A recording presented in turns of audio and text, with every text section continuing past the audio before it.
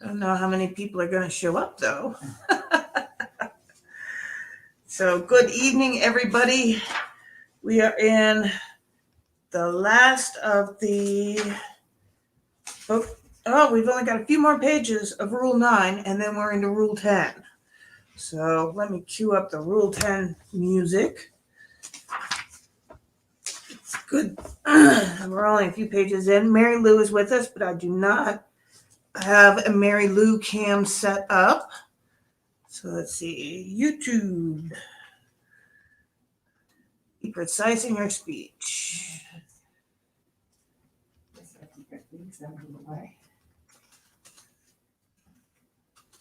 Be precise. Oh, you can just leave them there. You can just leave them on the ottoman, and we'll take them later when you're ready to go home. Okay. All right. So, Shaman is here. Yay, Shaman is here. And he says, hello, Mary Lou. Hi. She says hi. I'll turn on the TV and bring up YouTube so you can see the comments as they come up. So, or no, that's going to be too hard. I'm gonna pass on that. Oh, because the TV's been funky lately. So anyway,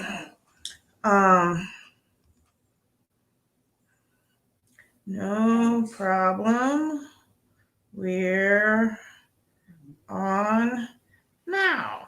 So that was Jason, and I tweeted out that he was having heart surgery today. I was completely wrong. I wrote it down wrong in my calendar. He was actually going in for a Social Security hearing today. So at least the Lord knows our intentions, even if we don't get the words right. And yeah, we will continue on in the book, and hopefully everybody's having a good evening. We'll finish up the last few pages of page 9. And yeah, Jason said thank you for the prayers from everyone. So, all right. And we have conversation on the way. We're on the bottom of page 253. And so here we are. The final type of conversation, akin to listening, is a form of mutual exploration. It requires true reciprocity on the part of those listening and speaking. It allows all participants to express and organize their thoughts. A conversation of mutual exploration has a topic, generally complex, of genuine interest to the participants. Everyone participating is trying to solve a problem instead of insisting on an a priori validity of their own positions. Oh, Ryzen Ability is here. Hey, Ryzen, good to see you. So Mary Lou is here too, but I didn't have time to set up a Mary Lou cam, so apologies for that. But she's over here listening, so all right. So you're not trying to prove your own point. Lawrence is in. Everybody's coming in a few minutes late. That's all right. So hey, Lawrence. Mary Lou says hi. Hi, Lawrence. You hear there? So here we are, bottom page 253. This conversation constitutes active philosophy, the highest form of thought and the best preparation for proper living. The people involved in such conversation must be discussing ideas they genuinely use to structure their perceptions and guide their action and words. They must be existentially involved with the philosophy. That is, they must be living it, not merely believing it or understanding it. They also must have invested, at least temporarily, the typical human preference for order over chaos. And I don't mean the chaos typical of mindless antisocial rebellion. Other conversational types, except for the listening type, all attempt to buttress some sort of existing order. The conversation of mutual exploration, by contrast, requires people who have decided that the unknown makes a better friend than the known. So let's see. You already know what you know, after all, and unless your life is perfect, what you know is not enough. You remain threatened by disease, self-deception and unhappiness, malevolence and betrayal, corruption, pain, and limitation. You are subject to all these things in the final analysis because you are just too ignorant to protect yourself. This is everybody. If you knew enough, you could be healthier and more honest. You would suffer less. You could recognize, resist, and even triumph over malevolence and evil. You would neither betray a friend nor deal falsely and deceitfully in business, politics, or love. However, your current knowledge has neither made you perfect nor kept you safe. So, it is insufficient by definition, radically, fatally insufficient. Hello, Latin Patriot. Hello, Justice. Glad you guys are here. Mary Lou is here, but I didn't set up the Mary Lou cam. I'm telling all the people coming in new, and my apologies for that. But she does say hello to everyone. So, all right, page 254. We're almost done with Rule 9. You must accept this before you can converse philosophically instead of convincing, oppressing, dominating, or even amusing.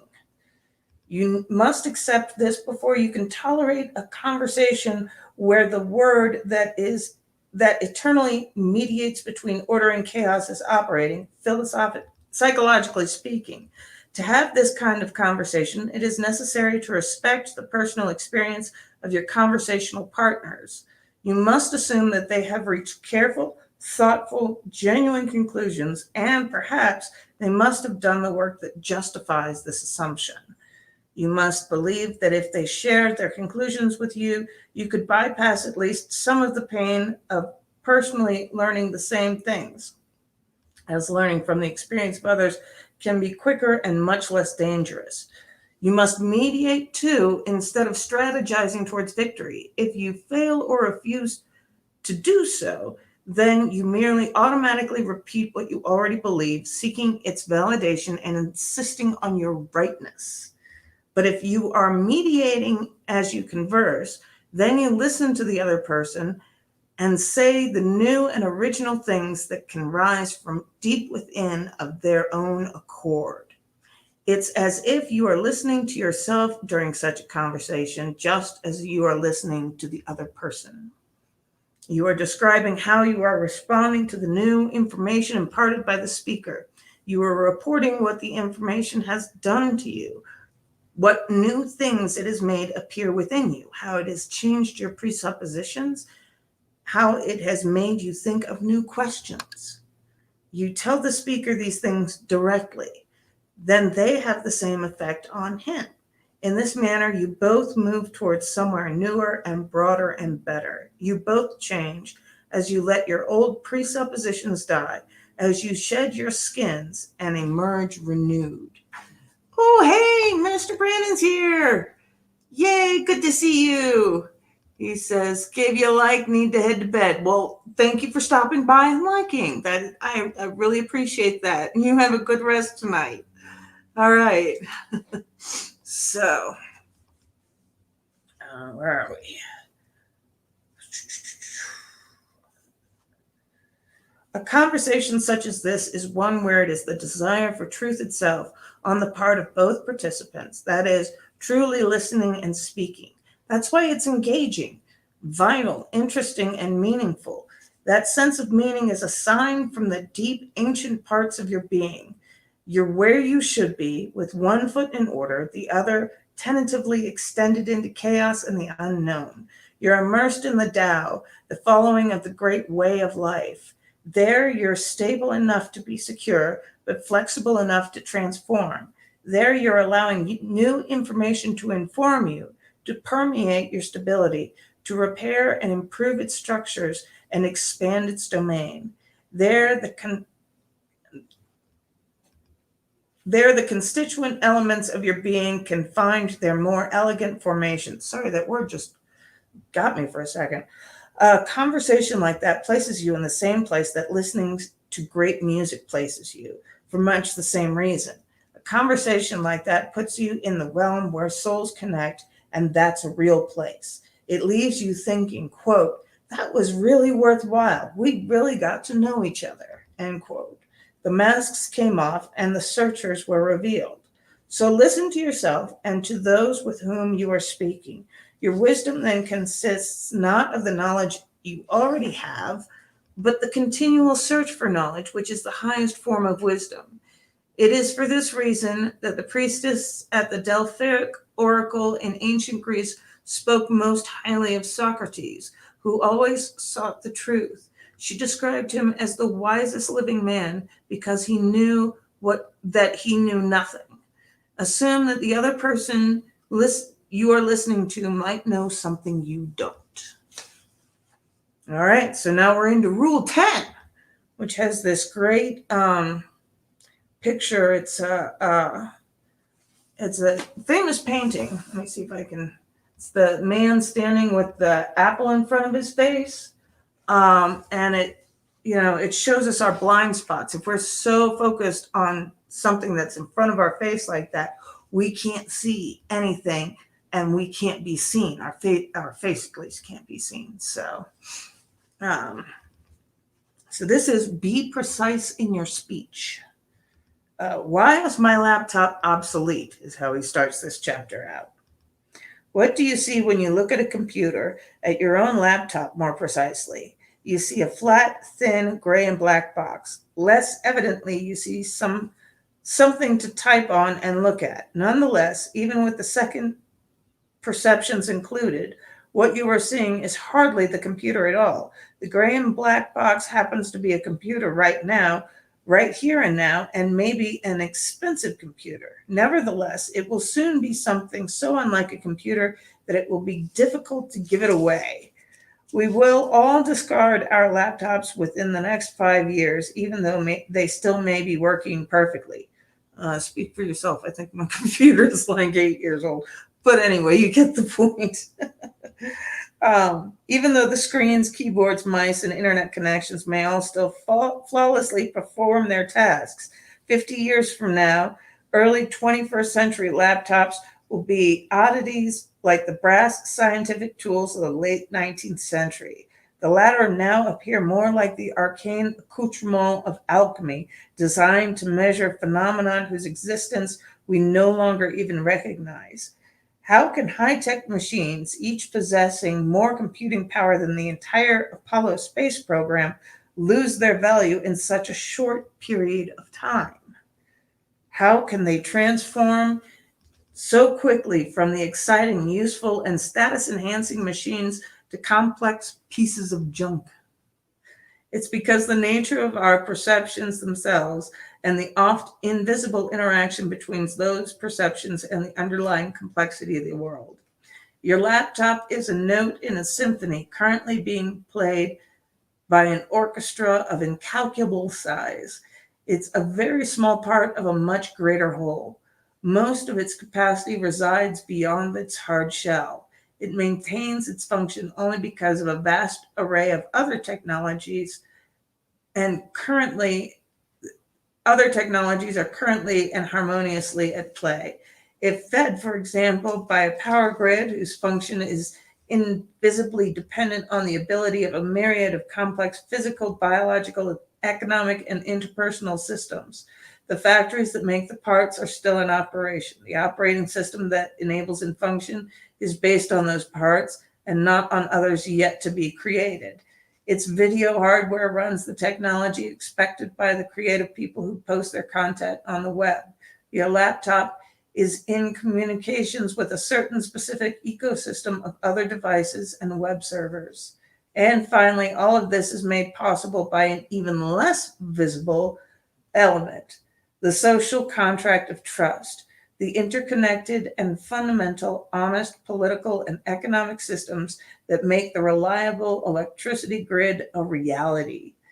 This interdependency of part on whole and visible in systems that work becomes starkly evident in the systems that don't.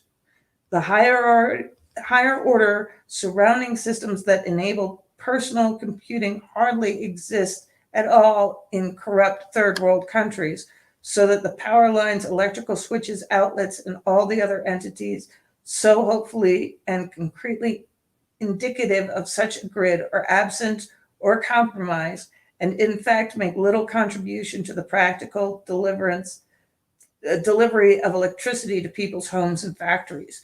Heck, I remember back in the 70s, electricity wasn't reliable. Hey, it's survival. You did make it. I'm glad you're here. I was busy looking at words.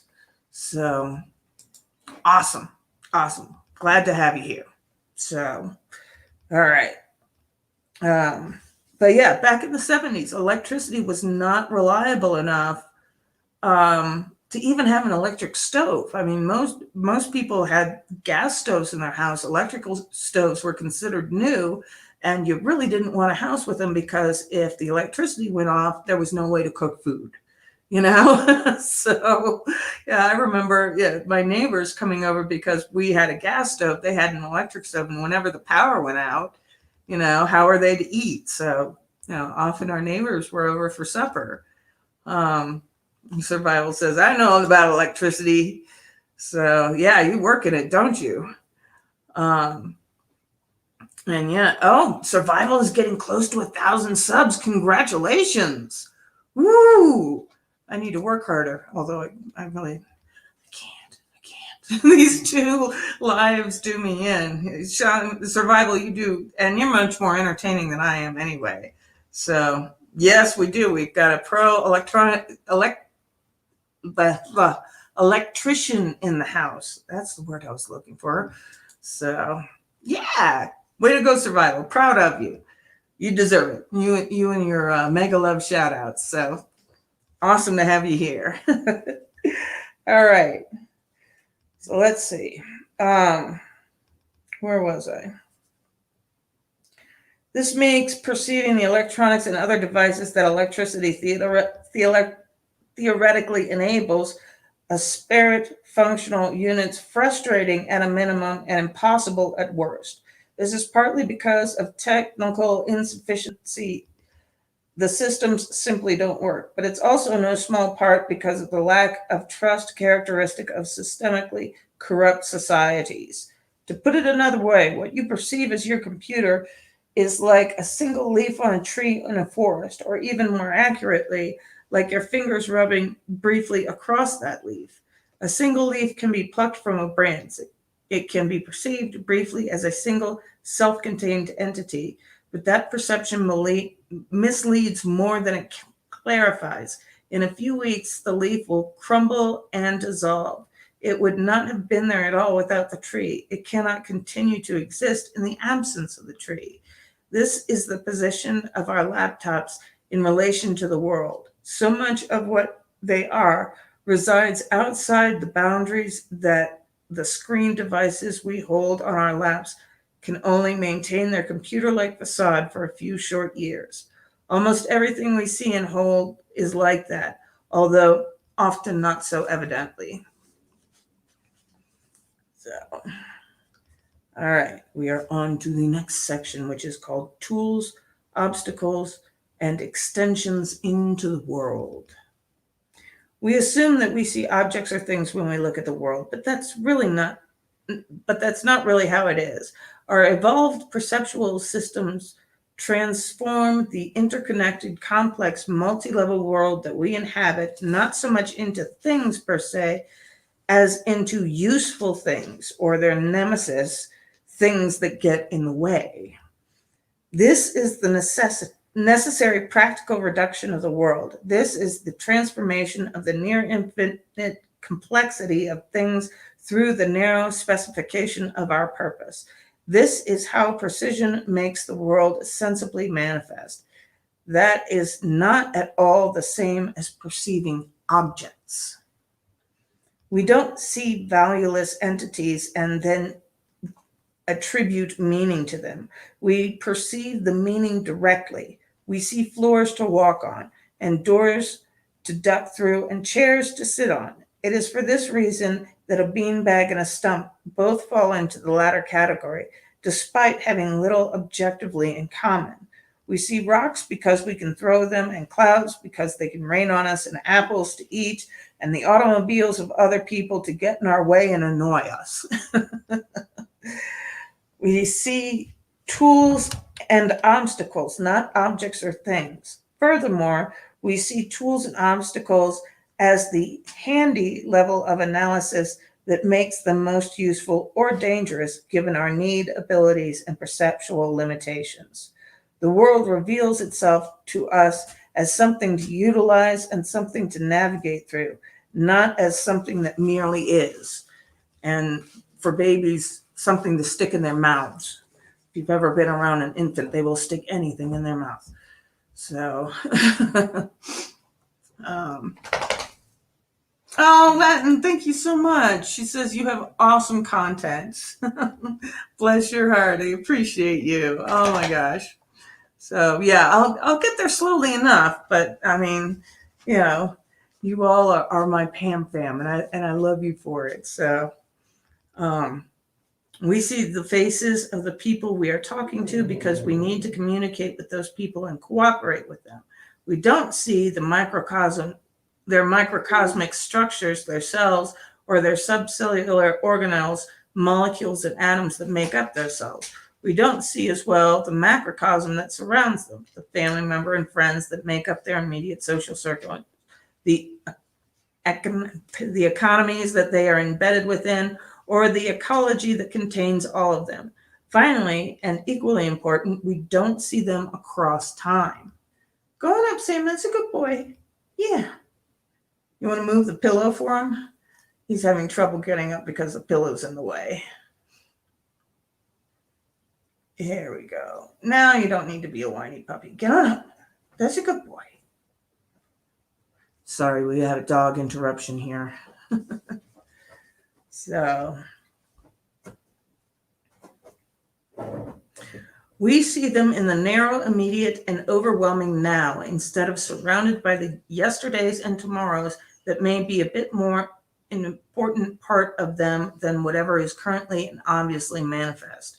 And we have to see them this way or be overwhelmed. When we look at the world, we perceive only what is enough for our plans and actions to work for us to get by.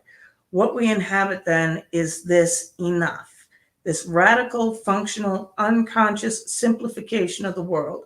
And it's almost impossible for us not to mistake it for the world itself. But the objects we see are not simply there in the world for our simple, direct perceiving. And he's got a long subnote here.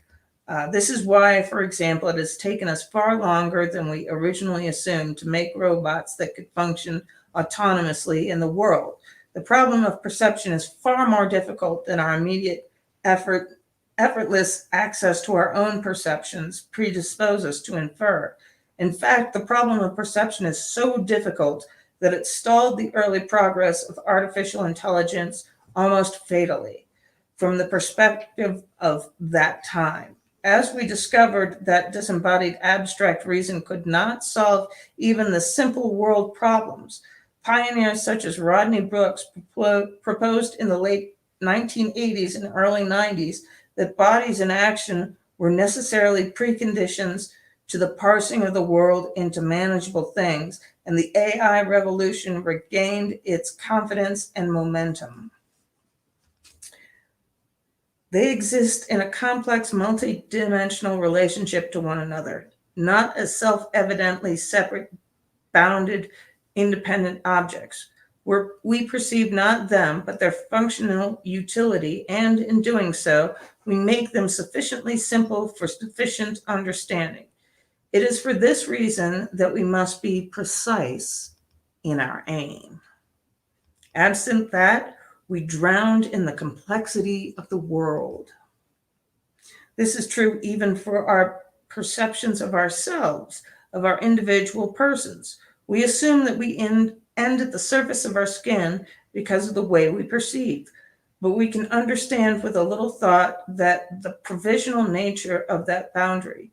We shift what is inside our skin, so to speak, as the context we inhabit changes.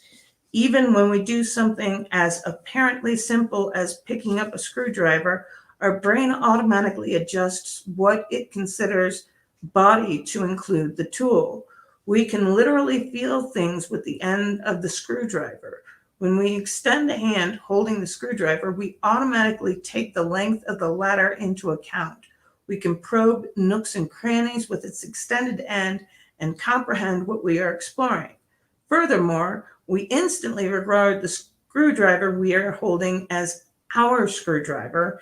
We and get possessive about it. We do the same with much more complex tools we use in much more complex situations. The cars we pilot instantaneously and automatically become ourselves. Because of this, when someone bangs his fist on our car's hood after we have irritated him in a crosswalk, we take it personally. This is not always reasonable. Nonetheless, without the extension of self into machine, it would be impossible to drive.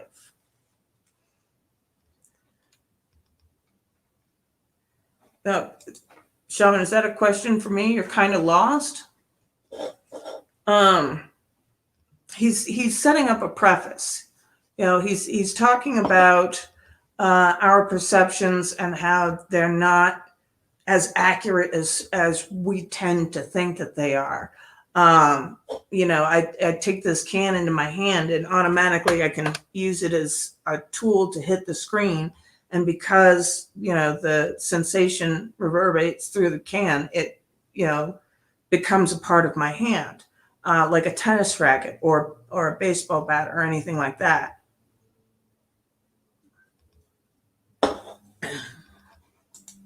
And he says, it's only a matter of time before AI gets nerve endings in their limbs. But it's not that easy. That's what's so amazing when we came across this and robotics and things like that. They have the hardest time with them. That's why, since forever, a lot of the robots needed a human behind the wheel in order to do anything. And we would, have screens and things. I mean, with drones, even you have your own screen. They're not autonomous because the ability to see objects and obstacles and things like that is a lot more difficult. I mean, they've been working about it, the little autonomous robots, the dog ones that open doors and stuff like that and can open doors for each other. I mean, that took decades. You remember watching the Jetsons as a kid, and they thought we would have made robots, by the turn of the century. And we're nowhere near there. We're just starting to get there now. And it's still not very good. The guy there was a man crossing the street with a bicycle, and the Tesla couldn't recognize it as a person. But any driver would have been able to see, no, that's a person, you need to stop. And since the AI couldn't process it, the guy got hit by the car. So the ability to see things is a lot more complex than we would like to think. Real AI is scary AF. Yes, it is. And there's also the argument that real AI, artificial intelligence, may not even be possible because we don't just think with our brains. And this is something that a lot of computer scientists have, that they don't get. We think with our whole bodies, and we are actually more, we are more bacteria DNA than we are human DNA. The amount of bacteria that we use in our body for all sorts of different functions, especially the gut and digesting things, what they call the colon flora, all that bacteria, there's more bacteria DNA by weight than there is human DNA. If you broke all the cells down and things like that, it's absolutely amazing. So there are things that we think and sense with that we don't even know that we're thinking and sensing with. So Bible says, imagine a real AI writing code that a human can't even understand. Already been done. I don't know if you know about the Facebook AI system that they set up, but they set up two robots, two AIs to talk to each other and bargain things out between the two of them. And it got to the point where it became gibberish. they were writing their own code as an AI, and it was completely unintelligible to humans. It sounded like gibberish and repeated words that were repeated like 5 and 10 times. And Facebook had to shut it down because we couldn't understand it. We didn't realize, we couldn't realize what we had created. We didn't know what the machines were doing or why, and it freaked everybody out. So they just pulled the plug on it. So, yeah. He follows up with real AI won't be able to shut down. That's what's scary. Nah, you get a good enough magnetic pulse and you can shut down an AI. Heck, it can shut down a human heart, So all you need is enough electricity and boom, that'll kill anything. So anyway, I'll get back to the text. Let's see. The extensible boundaries of ourselves also expand to include other people, family members, lovers, and friends. A mother will sacrifice herself for her children. Is our father or son or wife or husband more or less integral to us than that of an arm or a leg? We can answer in part by asking, which would you rather lose? Which loss would we sacrifice more to avoid? Losing a limb or losing someone you love? This also comes into play in narcissism, where narcissists will consider people full extensions of themselves as if they are an arm or a leg, and then they get mad at people when they don't do, what they want. And it just as like you would get mad at your own hand if it wasn't working correctly. Like if the nerves aren't responding correctly, you get mad at your own hand. So their tragedies and triumphs rapidly and convincingly become ours. Sitting still in our seats, we nonetheless act out a multitude of alternate realities, extending ourselves experimentally, testing multiple potential paths before specifying the one we will actually take. Engrossed in a fictional world, we can even become things that don't really exist. In the blink of an eye, in the magic hall of movie theaters, we can become the fantastical creatures. We sit in the dark before rapidly flickering images and become witches, superheroes, aliens, vampires, lions, elves, or wooden marionettes. We feel everything they feel and are peculiarly happy to pay for the privilege, even when what we are experiencing is sorrow, fear, or horror. Something similar, but more extreme happens when we identify not with a character in fictional drama, but with a whole group in a competition. Think of what happens when a favorite team wins or loses an important game against an arch rival. The winning goal will bring the whole network of fans to their feet before they think in unscripted unison. It's as if their many nervous systems are directly wired to the game unfolding in front of them. Fans take the victories and defeats of their team very personally, even wearing the jerseys of their heroes, often celebrating their wins and losses more than any such events that actually occur in their day-to-day lives. Their identification manifests itself deeply, even biochemically and neurologically. Vicarious experiences of winning and losing, for example, raise and lower the testosterone levels among fans participating in the contest. Our capacity for identification is something that manifests itself at every level of our being. To the degree that we are patriotic, similarly, our country is not just important to us, it is us. We might even sacrifice our entire smaller individual selves in battle to maintain the integrity of our country. For much of history, such willingness to die has been regarded as something admirable and courageous, as part of human duty. Paradoxically, that is a direct consequence not of our aggression, but of our extreme sociability and willingness to cooperate. If we can become not only ourselves, but our families, teams, and countries, cooperation comes easily to us, relying on the same deeply innate mechanisms that drive us and other creatures to protect our very bodies. Isn't that interesting? So, Shaman says, makes you think about the anime movie Ghost in the Shell, where the AI developed autonomously. Yes. Yes. I had that on the back of my leather jacket when I used to work technical support, because I was just a ghost in the machine of this whole big ecosystem. And I could feel it at times, that here I am, this tiny cog, but there is this big other whole thing that I am part of. I am a part of the Windows 95, Windows 98 experience, that whole zeitgeist that went on at that time. It was mind-boggling sometimes, but yeah. Rise and Ability says, I often have to take out left-handy out on dates when I'm angry at Pamela Anderson. Oh my gosh, that's awful. Rosie and her 4 sisters. Or no, Rosie Palm and her 5 sisters.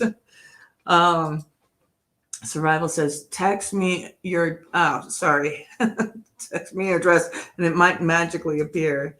There we go. Talking about the chicken enchiladas with red sauce. All right. So, the world is simple only when it behaves. It is very difficult to make sense of the interconnected chaos of reality just by looking at it. It's a very complicated act requiring perhaps half our brains. Everything shifts and changes in the real world. Each hypothetically separate thing is made up of smaller hypothetically separate things and is simultaneously part of larger hypothetically separate things. The boundaries between levels and between different things themselves at a given level are neither clear nor self-evident objectively. They must be established practically, pragmatically, and they retain their validity only under the very narrow and specified conditions. The conscious illusion of complete and sufficient perceptions only sustains itself, for example, only remains sufficient for our purposes when everything goes according to plan. Under such circumstances, what we see is accurate enough, and so there is no utility in looking further. To drive successfully, we don't have to understand or even perceive the complex machinery of our automobiles. The hidden complexities of our private cars only intrude our consciousness when that machine fails or when we collide unexpectedly with something or something with us. Even in the case of mere mechanical failure, to say nothing of a serious accident, such intrusions is always felt, at least initially, as anxiety-provoking. That's a consequence of emergent uncertainty. A car, as we perceive it, is not a thing or an object. It is instead something that takes us somewhere we want to go. It is only when it stops taking us and going, in fact, that we perceive it much at all. It is only when a car quits suddenly or is involved in an accident and must be pulled over to the side of the road that we are forced to apprehend and analyze the myriad parts of car as thing that goes. When our car fails, our incompetence with regards to its complexity is instantly revealed. That has practical consequences. We don't get to go where we were going, as well as psychological. Our peace of mind disappears along with our functioning vehicle. We must generally turn over to the experts who inhabit garages and workshops to restore both functionality to our vehicle and simplicity to our perceptions. That's mechanic as psychologist.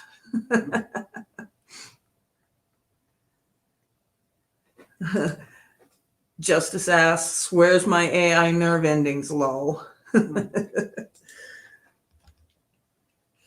It is precisely then that we can understand, although we seldom deeply consider the staggeringly low resolution, quality of our vision, and the inadequacy of our corresponding understanding.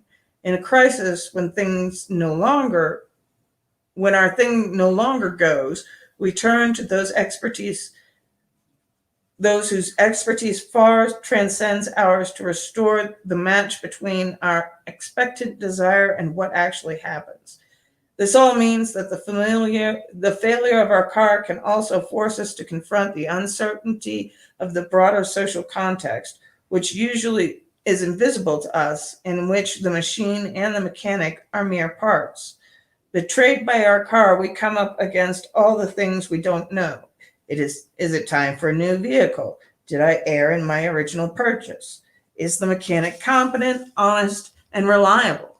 Is the garage he works for trustworthy?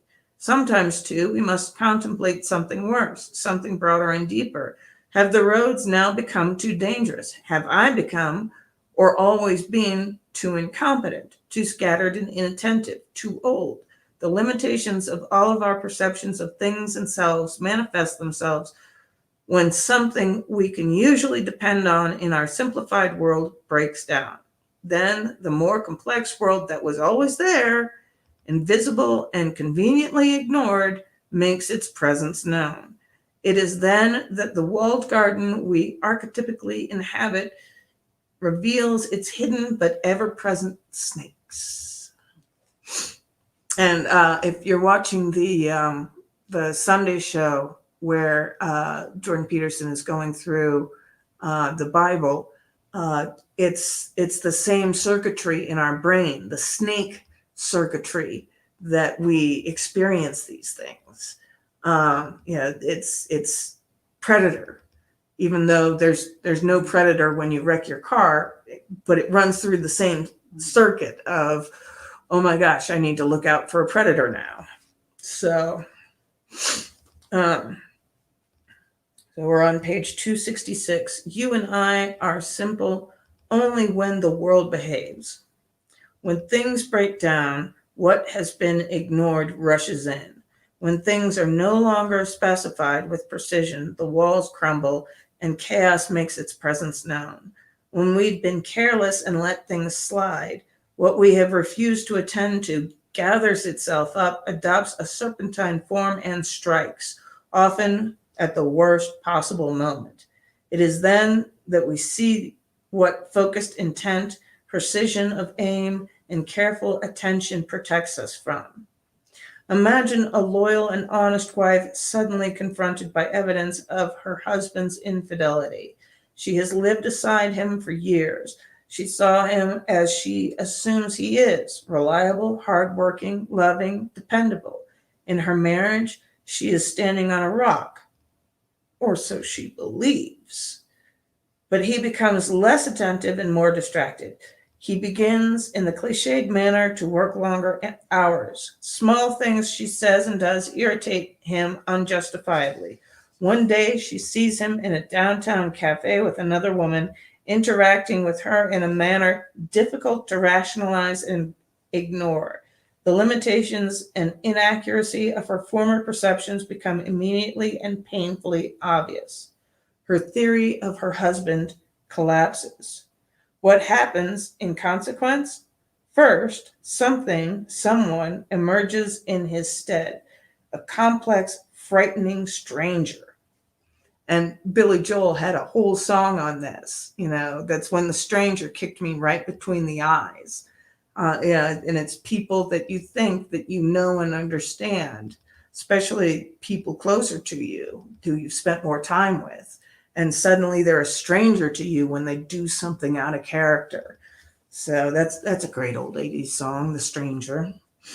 That's bad enough, but it's only half the problem. Her theory of herself collapses too. In the aftermath of the betrayal, so that it's no longer one stranger that's the problem, it's two. Her husband is not who she perceived him to be, but neither is she, the betrayed wife. She is no longer the well-loved, secure wife and valued partner. Strangely enough, despite our belief in the permanent immutability of the past, she may never have been. The past is certainly not what it was, even though it has already been. The present is chaotic and indeterminate. The ground shifts continually around her feet and ours. Equally, the future is not yet here. The future not yet here changes into something it was not supposed to be. Is the once reasonable, content wife now a deceived innocent or a gullible fool? Should she view herself as a victim or as a co-conspirator in a shared delusion? Her husband is what? An unsatisfied lover, a target of seduction, a psychopathic liar, the very devil himself? How could he be so cruel? How could anyone? What is this home she has been living in? How could she be so naive? How could anyone? She looks in the mirror. Who is she? What's going on? Are any of her relationships real? Have any of them ever been? What has happened to the future? Everything is up for grabs when the deeper realities of the world unexpectedly manifest themselves. Everything is intricate beyond imagining. Everything is affected by everything else. We perceive a very narrow slice of causally interconnected matrix, although we strive with all our might to avoid being confronted by knowledge of that narrowness. The thin veneer of perceptual sufficiency cracks, however, when something fundamentally goes wrong. The dreadful inadequacy of our senses reveals itself. Everything we hold dear crumbles to dust. We freeze. We turn to stone. What do we see? Where can we look when it is precisely what we see that has been insufficient? Oh, my contact's bugging me. It always does this when I'm reading. So everybody's being quiet and attentive. We must have hit a good part. What do we see when we don't know what we're looking? What is it that is the world after the Twin Towers disintegrate? What, if anything, is left standing? What dread beast rises from the ruins when the invisible pillars supporting the world's financial system tremble and fall? What do we see when we are swept up in the fire and drama of a national socialist rally, or cower paralyzed in fear in the midst of a massacre in Rwanda? What is it that we see when we cannot understand what is happening to us, cannot determine where we are, know no longer who we are, and no longer understand what surrounds us? What we don't see is the well-known and comforting world of tools, of useful objects, of personalities. We don't even see familiar obstacles, sufficiently troubling though they are in normal times, already mastered, that we can simply step around. What we perceive when things fall apart is no longer the stage and settings of habitable order. It is the eternal, watery tohu vabohu, formless emptiness, and the tehom, the abyss, to speak biblically, the chaos forever lurking beneath our thin surfaces of security. It's from that chaos that the holy word of God himself extracted order at the beginning of time, according to the oldest opinions expressed by mankind. And it is in the image of that same word that we were made, male and female, according to the same opinions. It is from that chaos that whatever stability we had the good fortune to experience emerged originally for some limited time when we first learned to perceive. It's that chaos we see when things fall apart, even though we cannot truly see it. What does it all mean? Emergency or emergency. This is the sudden manifestation from somewhere unknown of some previously unknown phenomenon. From the Greek phanesthai, to shine forth, this is the reappearance of the eternal dragon from its eternal cavern, from its now disrupted slumber. This is the underworld with its monsters rising from the depths. How do we prepare for an emergency when we do not know what has emerged or from where? That's enough. Do you need to go home? Probably wouldn't be a bad idea. Okay, let me finish this paragraph. I just have a couple of more sentences. How do we prepare for catastrophe when we do not know what to expect or how to act? We turn from our minds, so to speak, too slow, too ponderous, to our bodies. Our bodies reach much faster, or our bodies react much faster than our minds. Okay, so I'm going to put on some music and I'm going to show Mary Lou out. This is from chapter 9 first. Let me share the screen with y'all. Brave tab. Here we go. This is from the previous chapter. The person you're listening to might know something you don't. So here we go. What you want to do is you want to enter into a conversation so that you come out wiser than you went in. The best example of this is when you're having an argument with your intimate partner, let's say. Because you're going to want to win. So then you've got to think, okay, well, wait a second. We've got to sort out what winning means here. So let's say that you're more verbally fluent than your partner, and more treacherous. So you can win. That doesn't mean you're right, first of all. Yes, ma'am. Winning when you're wrong is a really bad idea. Because then you think you're right, and you're wrong. And then maybe the person can see things you can't, but can't verbalize them quite as well. Well, you might want to listen. There's the possibility that they're trying to tell you how not to run headlong into a brick wall. There's some possibility of that. And so maybe you even have to help them form it. It's like, okay, I don't get exactly what you're saying. I don't get exactly why you're annoyed. I'm not sure exactly what you want me to do to change it. Let's get this clear. And then I'm going to think about it. Like, maybe you're right. Maybe you're right. I'm going to see it. Possibly you're right. I'm not going to roll over because I would rather you weren't right. I'm not going to change. But I am going to listen.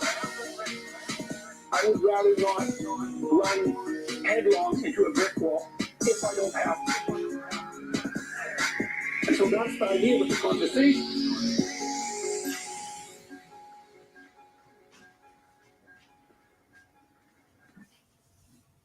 All right, I'll be right back, everybody.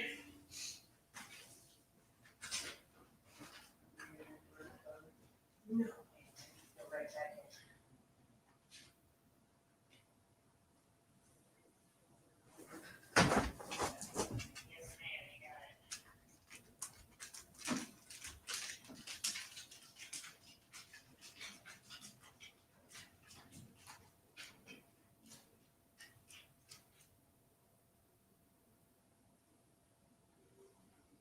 It's that first house there with the candles.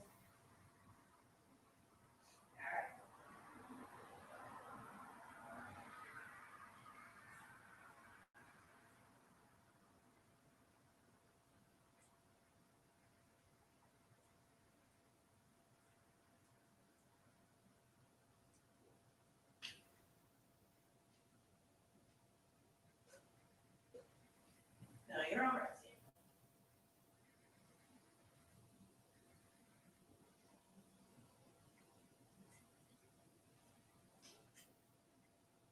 Yeah, right there. I will see you tomorrow, madam. I have to rush back inside. Okay, you have a good night. All right, bye.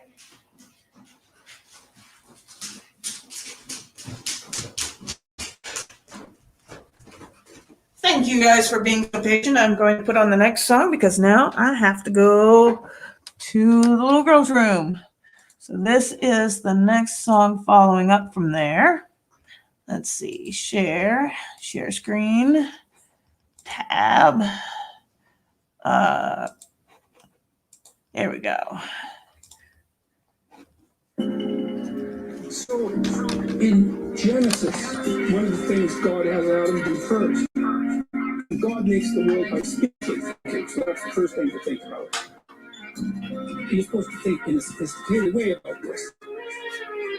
The idea is that some integral relationship between communication and the structure of being. It's part of the role that consciousness plays in the world, whatever that role is.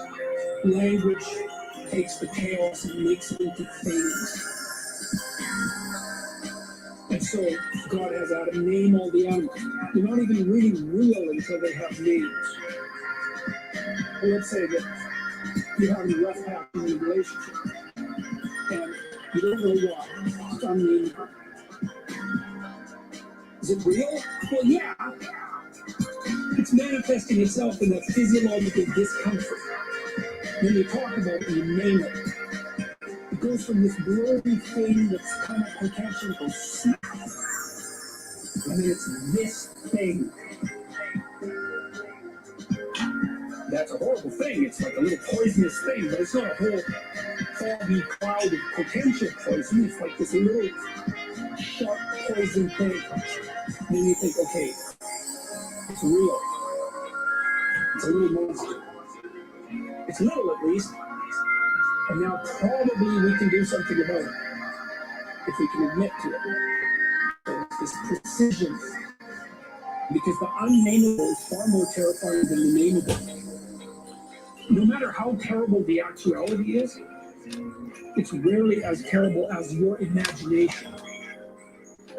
Because your imagination, like it's an old thing, it's seen a lot of terrible things in the history of life. It can put monsters everywhere.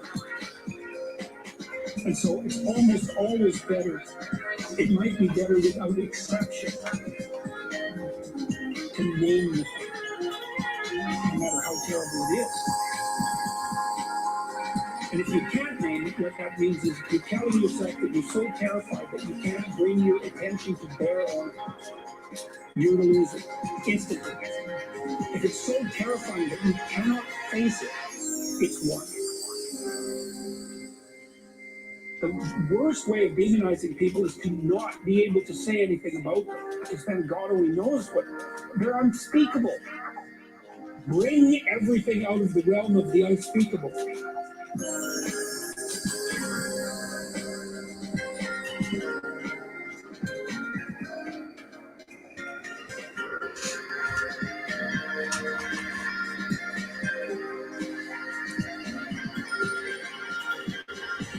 Freedom of speech, that's the worship of the logos in many ways. That's a very deep idea in our culture. The deepest idea of our culture is the logos is creative. And what it makes is good. That's God at the beginning of time. That's the idea. Is that to bring things out of the murk is a good thing. You don't mess with that, man. Not unless you want murk. You don't mess with that. It's the most sacred principle of Western civilization.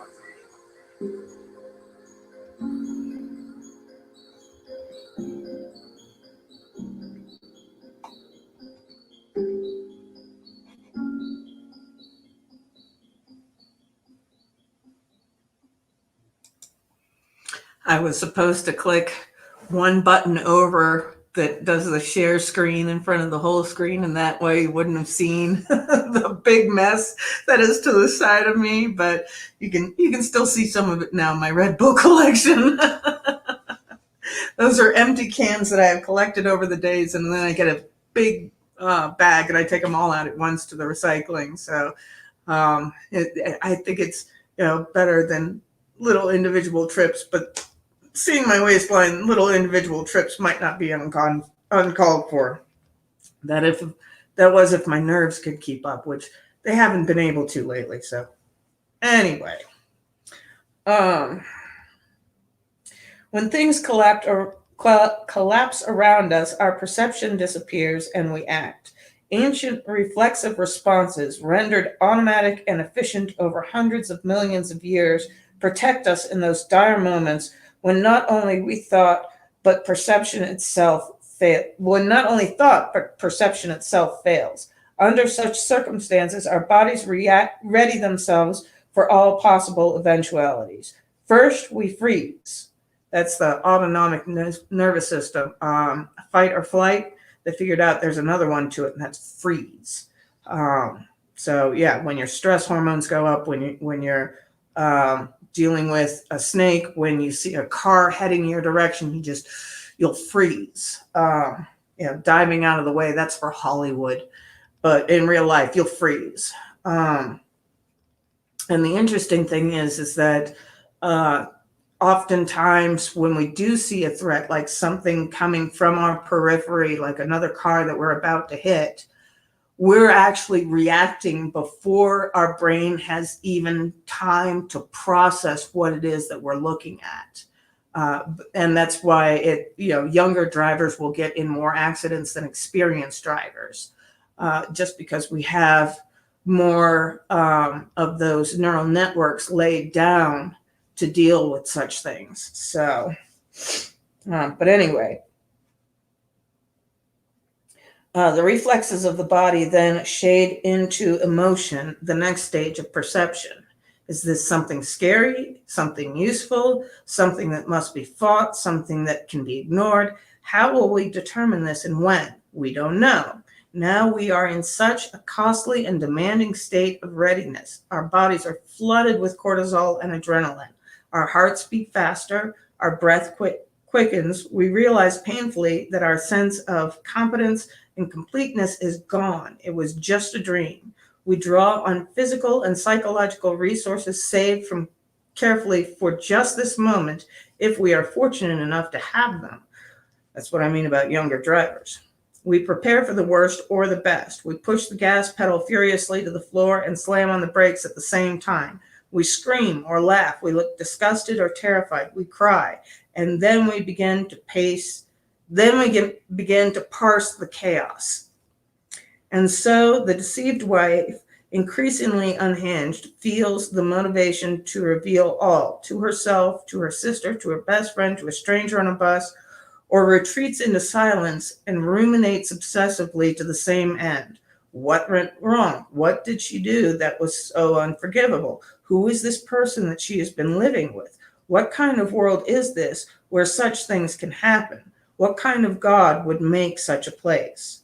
What conversations could she possibly initiate with this new, infuriating person inhabiting the same shell as of her former husband?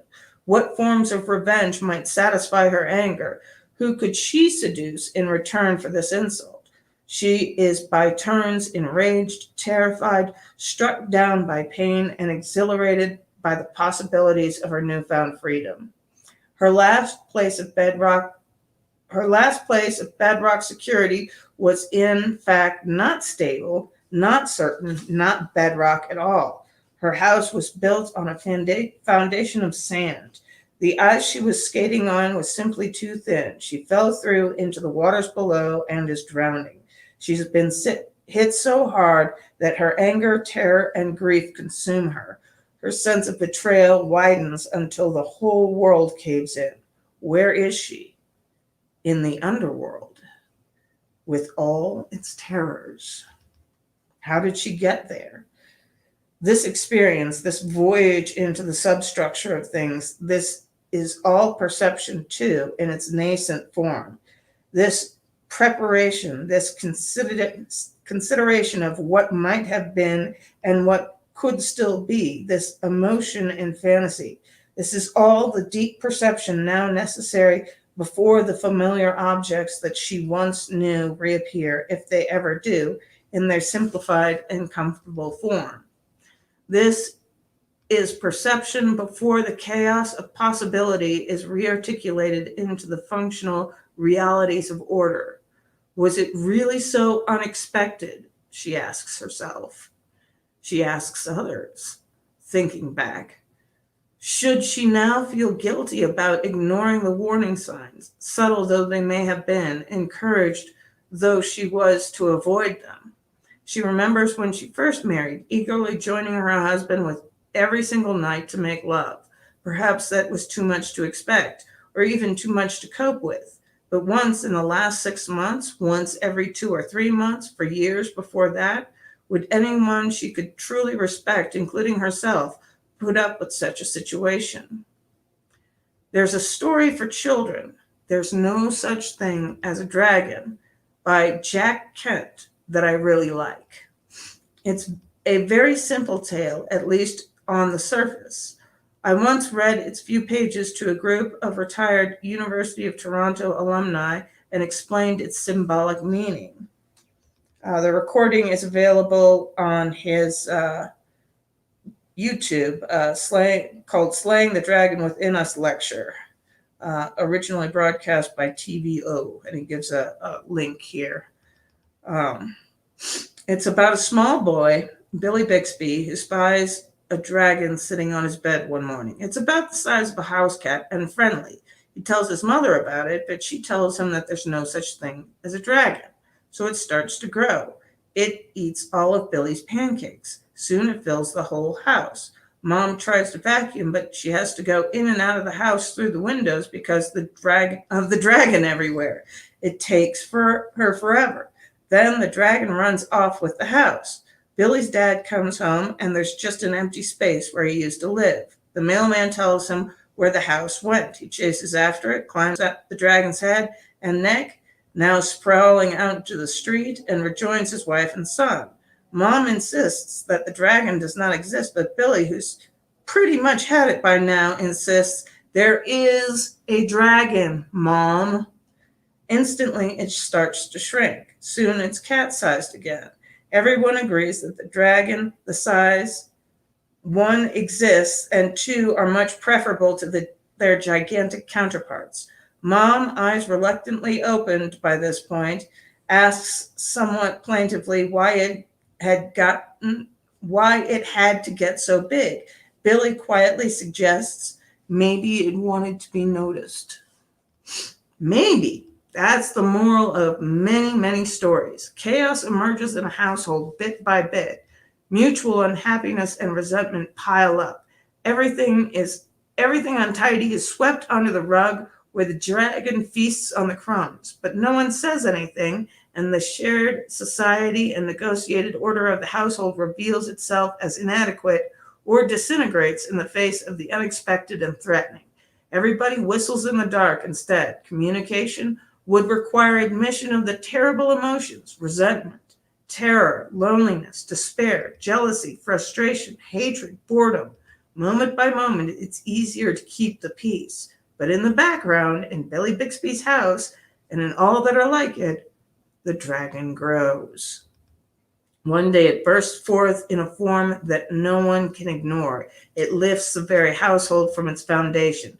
Then it's an affair or a decades-long custody dispute of ruinous economical and psychological proportions.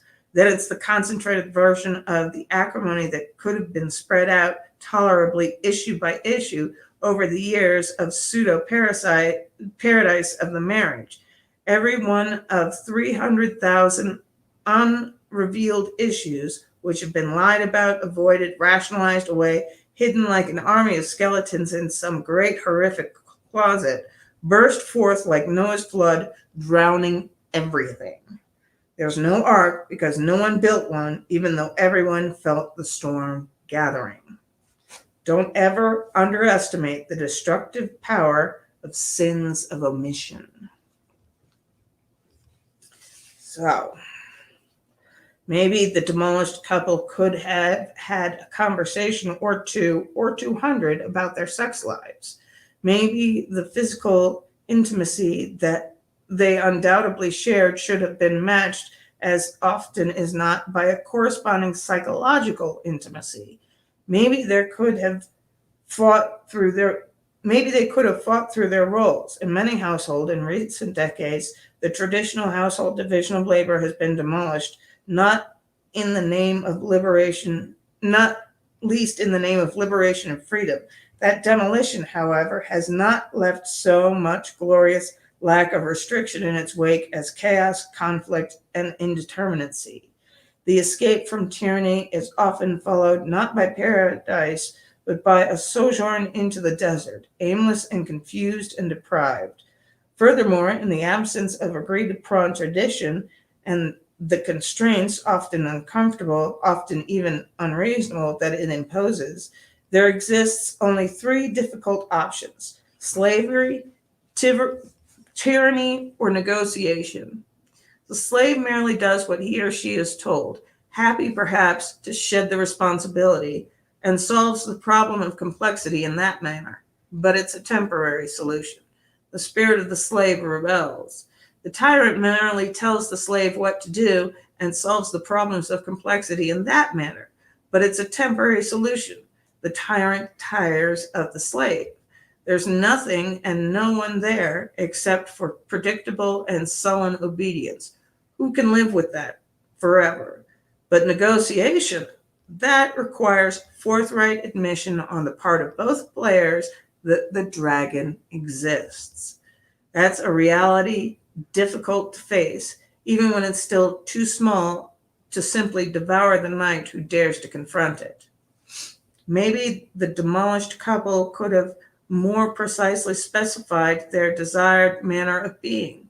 Maybe in that manner they could have jointly prevented the waters of chaos from springing uncontrollably forth and drowning them. Maybe they could have done that instead of saying in the agreeable, lazy, and cowardly way, "It's okay, it's not worth fighting about."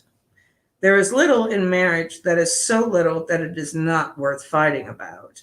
You're stuck in a marriage like two proverbial cats in a barrel, bound by the oath that lasts in theory until one or both of you dies.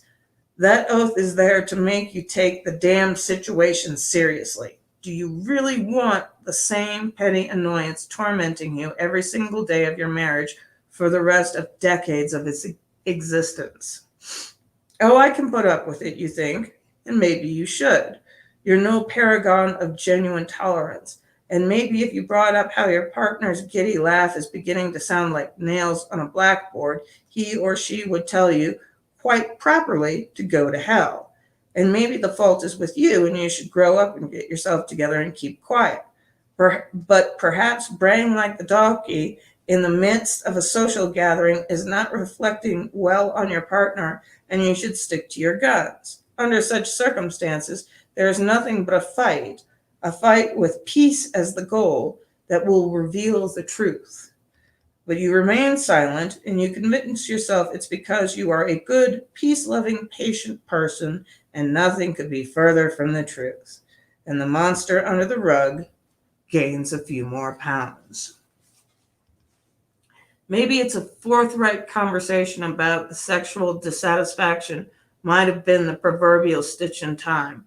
Not that it would be easy. Perhaps Madame desired the death of intimacy clandestinely because she was deeply and secretly ambivalent about sex. God knows there's reason to be. Perhaps Monsieur was a terrible selfish lover. Maybe they both were. Sorting that out is worth a fight, isn't it? That's a big part of life, isn't it? Perhaps addressing that and, you never know, solving the problem would be worth 2 months of pure misery just telling each other the truth, not with an intent to destroy or attain victory, because that's not the truth. That's just all-out war. Maybe it wasn't sex. Maybe every conversation between husband and wife had deteriorating into boring routine as no shared adventure animated the couple. Maybe that deterioration was easier moment by moment, day by day, than bearing the responsibility of keeping the relationship alive. Living things die, after all, without attention. Life is indistinguishable from effortful maintenance. No one finds a match so perfect that the need for continued attention and work vanishes. And besides, if you found the perfect person, he or she would run away from ever so imperfect you in a justifiable horror. In truth, what you need, what you desire, after all, is someone exactly as imperfect as you. Maybe the husband who betrayed the wife was an appallingly immature and selfish. Maybe that selfishness got the upper hand. Maybe she did not oppose this tendency with enough force and vigor. Maybe she could not agree with him on the proper disciplinary approach to the children and shut him out of their lives in consequence. I've seen that happen in real life. It was not a boon to the children. Maybe hatred brewed in the hearts of the children watching this underground battle, punished by the resentment of their mother and alienated bit by bit from good old dad. Maybe the dinners she prepared for him or he for her were cold and bitterly eaten. Maybe all that unaddressed conflict left both resentful in a manner unspoken but effectively enacted. Maybe all that unspoken trouble started to undermine the invisible networks that supported the marriage. Maybe respect slowly turned into contempt and no one deigned to notice. Maybe love turned slowly into hate without mention. Everything clarified and articulated becomes visible. Maybe neither wife nor husband wished to see or understand. Maybe they left things purposefully in the fog. Maybe they generated the fog to hide what they did not want to see. What did Mrs. gain when she turned from mistress to maid or mother? Was it a relief when her sex life disappeared? Could she complain more profitably to the neighbors and her mother when her husband turned away? Maybe that was more gratifying secretly than anything good that could be derived from any marriage, no matter how perfect. What can possibly compare to the pleasures of sophisticated and well-practiced martyrdom? She's such a saint and married to such a terrible man. She deserves much better. That's a gratifying myth to live by, even if unconsciously chosen. The truth of the situation be damned. Maybe she never really liked her husband. Maybe she never really liked men and still doesn't. Maybe that was her mother's fault or her grandmother's. Maybe she mimicked their behavior, acting out their trouble, transmitting unconsciously, implicitly down the generations. Maybe she was taking revenge on her father or her brother or society. What did her husband gain for his part when his sex life at home died? Did he willingly play along as a martyr and complain bitterly to his friends? Did he use it as the excuse he wanted to be away to search for his new lover? Did he use it to justify the resentment he still felt towards women in general for the rejections he had faced so continuously before falling into his marriage? Did he seize the opportunity to get effortlessly fat and lazy because he wasn't desired in any case? Maybe both, wife and husband alike, used the opportunity to mess up their marriage to take revenge upon God, perhaps the one being who could have sorted through the mess. Here's the terrible truth about such matters. Every single voluntary, unprocessed, and uncomprehended and ignored reason for that marital failure will compound and conspire and then will plague that betrayed and self-betrayed woman for the rest of her life. The same goes for the husband.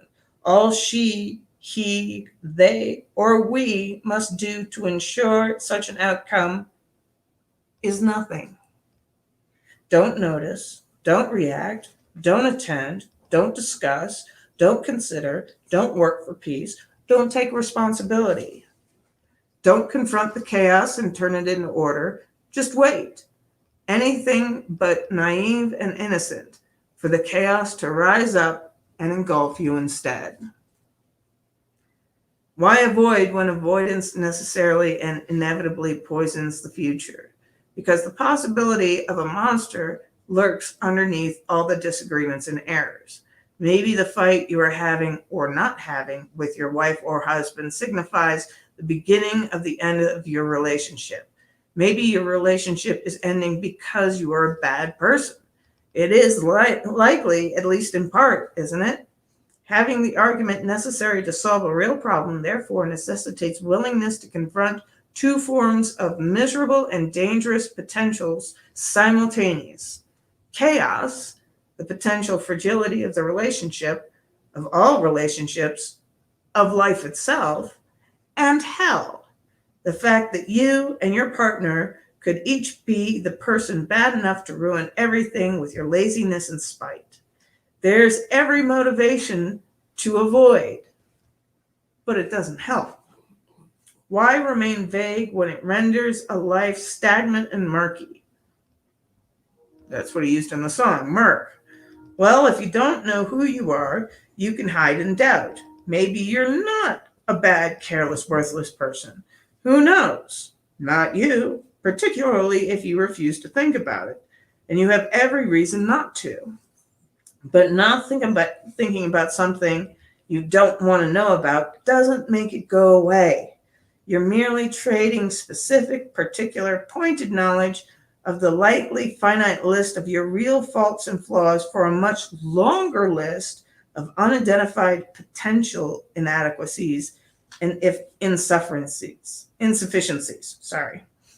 Why refuse to investigate when knowledge of reality enables mastery of reality, and if not mastery, at least the stature of an honest amateur? Well, what if there truly is something rotten in the state of Denmark? Then what? Isn't it better under such conditions to live in willful blindness and enjoy the bliss of ignorance? Well, not if the monster is real. Do you truly think it is a good idea to retreat, to abandon the possibility of arming yourself against the rising sea of troubles and thereby diminish yourself in your own eyes? Do you truly think it is wise to let the catastrophe grow in the shadows while you shrink and decrease and become ever more afraid? Isn't it better to prepare, to sharpen your sword, to peer into the darkness, and then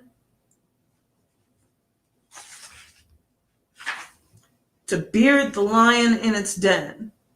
Maybe you'll get hurt. Probably you'll get hurt. Life, after all, is suffering. But maybe the wound won't be fatal. If you wait instead until what you are refusing to investigate comes a knocking at your door, things will certainly not go so well for you. What you least want will inevitably happen, and where you are least prepared. What you least want to encounter will make itself manifest when you are weakest and it is strongest, and you will be defeated. This is true of Debtors Anonymous. A lot of people just don't look at their finances at all.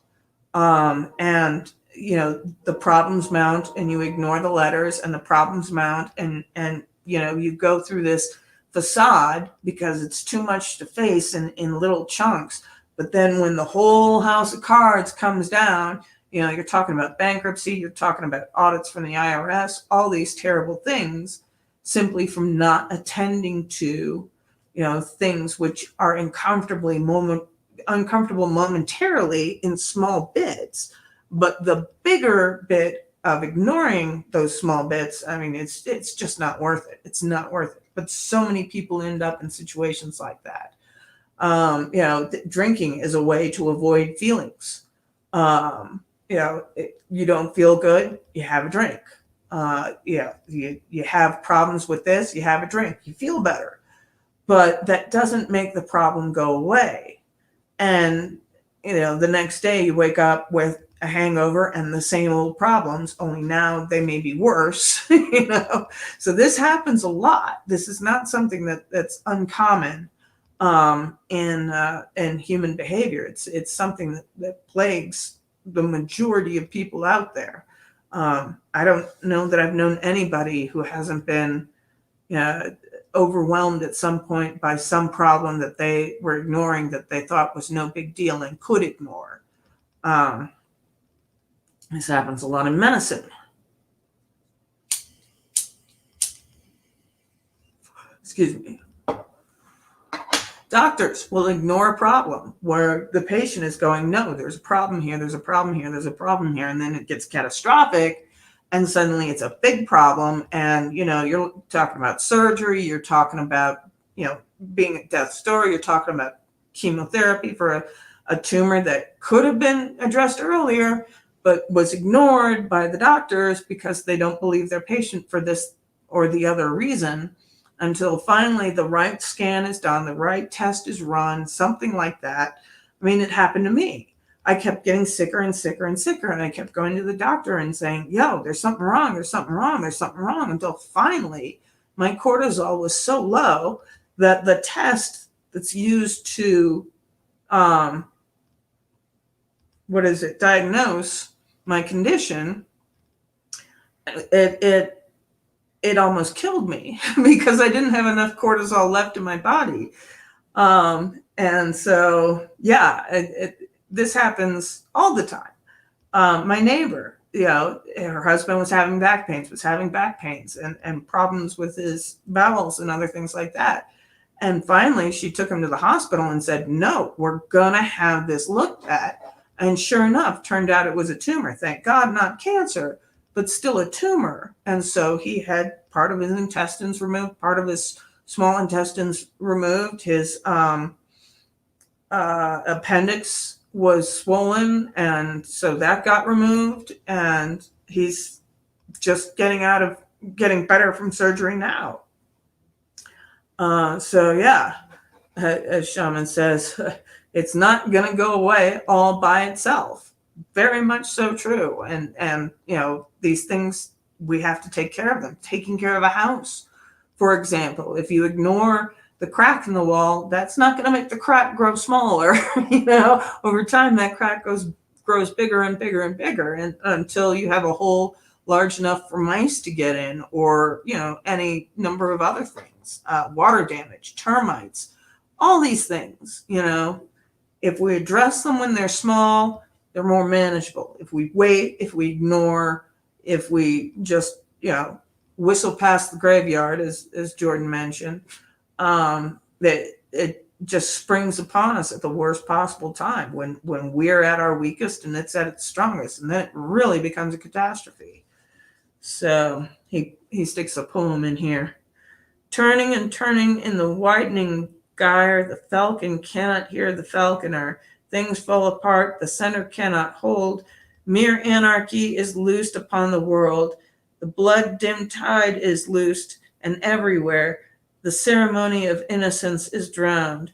The best lack all conviction, while the worst are full of passionate intensity. This is from William Butler Yeats, The Second Coming. Why refuse to specify when specifying the problem would enable its solution? Because to specify the problem is to admit that it exists. Because to specify the problem is to allow yourself to know what you want, say, from a friend or lover, and then you will know precisely and cleanly when you don't get it, and that will hurt sharply and specifically. But you will learn something from that and use what you learn in the future.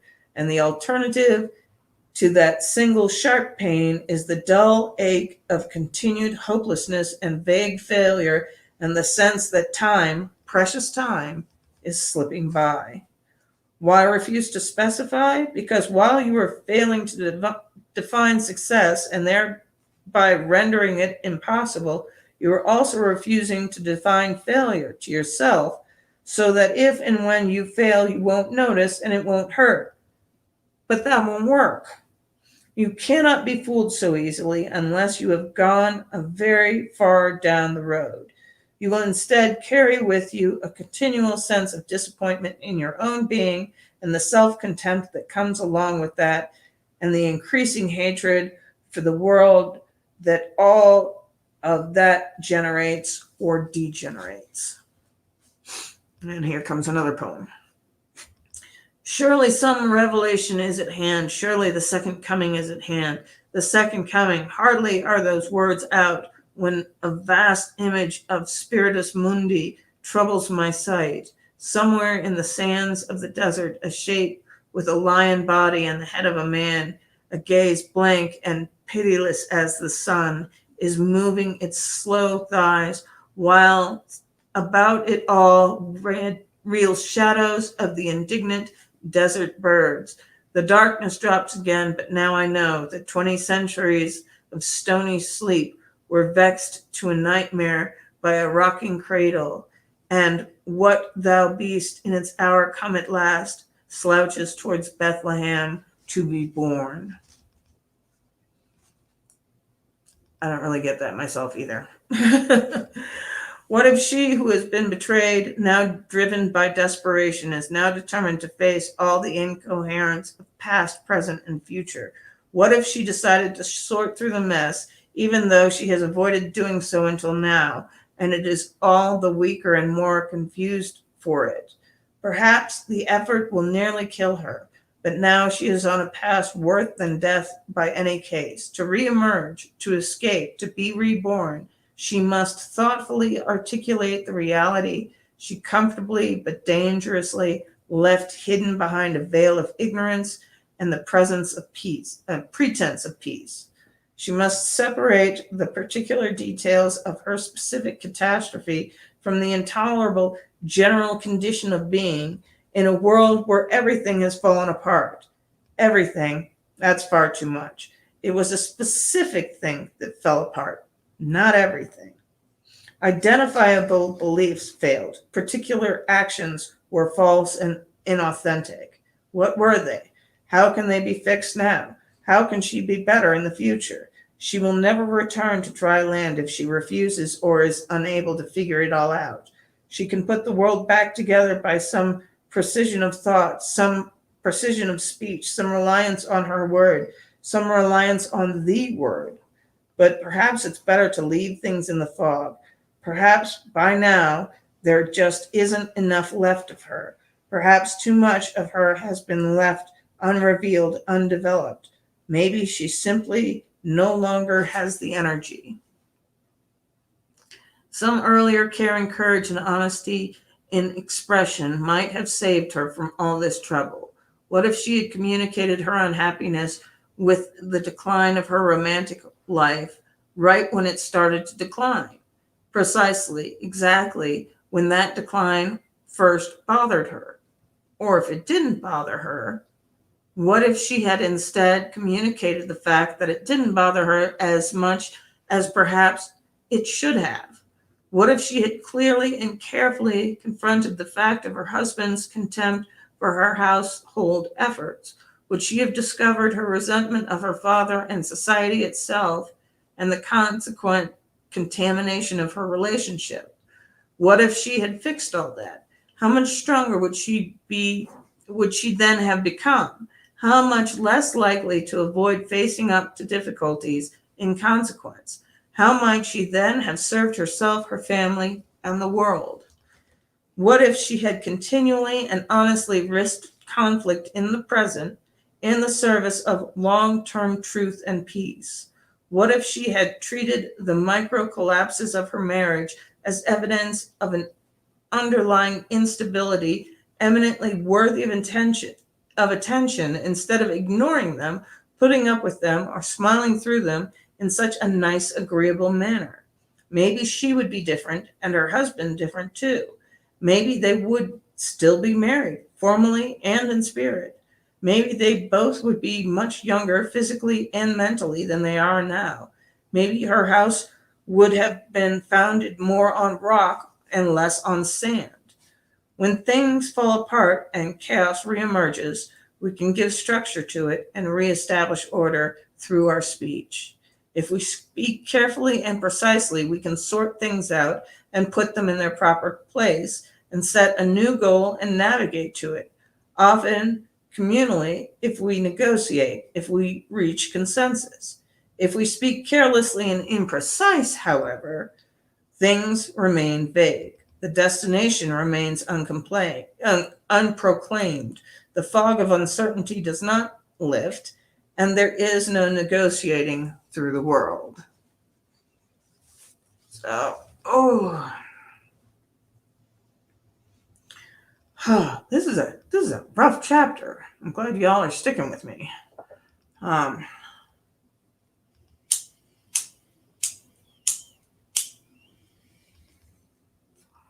The little sacrifices that we make. I'll do it later. This will take care of itself. I mean, problems with my health and things like that, things that I ignore. Yeah, I slowly worked my way up to my current weight. Now I'm going to have a hell of a lot of work to work back to down to a healthy weight. Things like that. They creep up on us, and yeah, I mean, I have no one to blame but myself. Partly my thyroid to blame, but also myself, because my thyroid is part of myself, and I need to take care of that too. So, anyway. The construction of the soul and the world. The psyche, the soul, and the world are both organized at the highest level of human existence with language through communication. Things are not as they appear when the outcome has been neither intended nor desired. Being has not been sorted into proper categories when it is not behaving. When something goes wrong, even perception itself must be questioned along with evaluation, thought, and action. When error announces itself, undifferentiated chaos is at hand. Its reptilian form paralyzes and confuses. But dragons, which do exist, perhaps more than anything else exists, also hoard gold. In that collapse into the terrible mess of uncomprehended being lurks the possibility of new and benevolent order. Clarity of thought, courageous clarity of thought, is necessary to call it forth. The problem itself must be admitted to as close to the time of its emergence as possible. I'm unhappy is a good start, not I have the right to be unhappy, because that is still questionable at the beginning of the problem-solving process. Perhaps your unhappiness is justified under the current circumstances. Perhaps any reasonable person would be displeased and miserable to be where you are. Alternatively, perhaps you are just whiny and immature. Consider both at least equally probable, as terrible as such considerations might appear. Just how exactly immature might you be? There's a potentially bottomless pit, but at least you may rectify it if you can admit to it. That's why that's the first step in all 12-step programs. We admitted we were powerless over fill in the blank, that our lives had become unmanageable, because most people wait until things are unmanageable before they address them. Most people wait until the dragon is of reasonable size and has carried the house away before they go, oh crap, I really have to deal with this. So we parse the complex, tangled chaos and specify the nature of things, including ourselves. It is in this way that our creative, communicative exploration continually generates and regenerates the world. We are shaped and informed by what we voluntarily encounter, and we shape what we inhabit as well in that encounter. This is difficult, but the difficulty is not relevant because the alternative is worse. Maybe our errant husband ignored the dinner conversations of his wife because he hated his job and was tired and resentful. Maybe he hated his job because his career was forced onto him by his father and he was too weak or loyal to object. Maybe she put up with his lack of attention because she believed that forthright objection itself was rude and immoral. Maybe she hated her father's anger and decided when very young that all aggression and assertiveness were morally wrong. Maybe she thought that her husband wouldn't love her if she had any opinions of her own. It is very difficult to put such things into order. The damaged machinery will continue to malfunction if its problems are neither diagnosed nor fixed. Wheat from chaff. Precision specifies. When something terrible happens, it is precision that separates the unique, terrible things that have actually happened from all the other equally terrible things that might have happened but did not. If you wake up in pain, you might be dying. You might be dying slowly and terribly from one of a diverse number of painful, horrible diseases. If you refuse to tell your doctor about your pain, then what you have is unspecified. It could be any of those diseases, and it certainly, since you have avoided the diagnostic conversation, the act of articulation is something unspeakable. But if you talk to your doctor, all those terrible possible diseases will collapse with luck into just one terrible or not so terrible disease,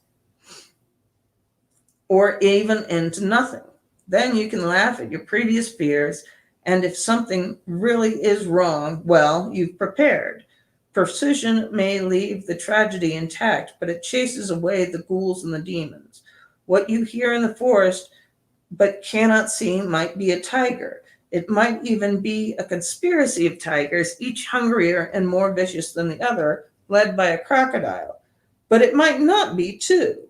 If you turn and look, perhaps you'll see that it's just a squirrel. I know someone who is actually chased by a squirrel, Gordon Peterson says. Something is out there in the woods. You know that with certainty. But often it's only a squirrel. If you refuse to look, however, then it's a dragon, and you're no knight. You're a mouse confronting a lion, a rabbit paralyzed by the gaze of the wolf. And I am not saying that it is always a squirrel. Often it is something truly terrible. But even what is terrible in actuality often pales in significance compared to what is terrible in imagination. And often what cannot be confronted because of its horror in imagination can be confronted when reduced to its still admittably terrible actuality. It's a tiny monster. It's not a big cloud of potential monster. If you shirk the responsibility of confronting the unexpected, even when it appears in manageable doses, reality itself will become unsustainably disorganized and chaotic. Then it will grow bigger and swallow all order, all sense, and all predictability. Ignored reality transforms itself, reverts back into the great goddess of chaos, the great reptilian monster of the unknown, the great predatory beast against which mankind has struggled since the dawn of time. If the gap between pretense and reality goes unmentioned, it will widen. You will fall into it, and the consequence will not be good. Ignored reality manifests itself in an abyss of confusion and suffering. Be careful with what you tell yourself about others, what you have done, what you are doing, and where you are going. Search for the correct words. Organize those words into correct sentences, and those sentences into the correct paragraphs. The past can be redeemed when reduced by precise language into its essence. The present can flow by without robbing the future of its realities if its realities are spoken out clearly. With careful thought and language, the singular stellar destiny that justifies existence can be extracted from the multitude of murky and unpleasant futures that are far more likely to manifest themselves of their own accord. This is how the I and the world make habitable order. Don't hide baby monsters under the carpet. They will flourish. They will grow large in the dark. Then, when you least expect it, they will jump out and devour you. You will descend into an indeterminate, confusing hell instead of ascending into the heaven of virtue and clarity. Courageous and truthful words will render your reality simple, pristine, well-defined, and habitable. If you identify things with careful attention and language, you bring them forth as visible, obedient objects, detaching them from their underlying near universal interconnectedness. You simplify them, you make them specific and useful, and reduce their complexity. You make it possible to live with them and use them without dying from that complexity, with its attendant uncertainty and anxiety. If you leave things vague, then you'll never know what is one thing and what is another. Everything will bleed into everything else. This makes the world too complex to be managed. You have to consciously define the topic of the conversation, particularly when it is difficult, or it becomes about everything, and everything is too much. This is so frequently why couples cease communicating. Every argument degenerates into every problem that ever emerged in the past every problem that exists now, and every terrible thing that is likely to happen to in the future. No one can have a discussion about everything. Instead, you can say, this exact precise thing, that is what's making me unhappy. This exact precise thing, that is what I want as an alternative, although I am open to suggestions if they are specific. This exact precise thing, that is what you could deliver so that I will stop making your life and mine miserable. But to do that, you have to think, what is wrong exactly? What do I want exactly? You must speak forthrightly and call forth the habitable world from chaos. You must use honest and precise speech to do that. If instead you shrink away and hide, what you are hiding from will transform itself into the giant dragon that lurks under your bed and in your forest and in the dark recesses of your mind, and it will devour you. You must determine where you have been in your life so that you can know where you are now. If you don't know where you are precisely, then you could be anywhere. Anywhere is too many places to be, and some of those places are very bad. You must determine where you have been in your life, because otherwise you can't get where you're going. You can't go from point A to point B unless you are already at point A. And if you're just anywhere, the chances you are at point A are very small indeed. You must determine where you are going in life, because you cannot get there unless you move in that direction. Random wandering will not move you forward. It will instead disappoint and frustrate you and make you anxious and unhappy and hard to get along with, and then resentful, and then vengeful, and then worse. Say what you mean so that you can find out what you mean. Act out what you say so you can find out what happens. Then pay attention. Note your errors. Articulate them. Strive to correct them. This is how you discover the meaning of your life. That will protect you from the tragedy of your life. How could it be otherwise? Confront the chaos of being. Take aim against a sea of troubles. Specify your destination and chart your course. Admit to what you want. Tell those around you who are. Narrow and gaze attentively and move forward forthrightly. Be precise in your speech. And we are on to chapter 11. Chapter 10 wasn't that long. So, and this one's a fun one. This next one is do not bother children when they're skateboarding. So I'm going to close it up early tonight. Thank you, everybody, for being here with me. We will open it up on Rule 11 next time, and we are almost done with the book. And then we get to go on to the next book, which could be Jordan's new book, or we could take a break from Jordan Peterson and do something else if people are so inclined. I had another suggestion of another book at another time, and I can't remember what it is now. But anyway, we'll close it out tonight and start it with a new chapter next week. Thank you, everybody, so much for staying. Hit the like button on the way out. And I hope you have a good rest of your evening. Bye. Oh, you're back. Lawrence is back just in time for us to close down. We just finished the chapter. So, yeah. Next show will go on until 11. No, I can't stay up that late. So, anyway, welcome back, Lawrence. You'll have to watch to catch up on the end of that book. But we finished up chapter 10, and we're now on to chapter 11. Oh, that's what you went. Next one, we'll go to 11. See, I'm tired. I need some sleep. All right. You're very welcome, Shaman. Have a great rest of your night. Love you all.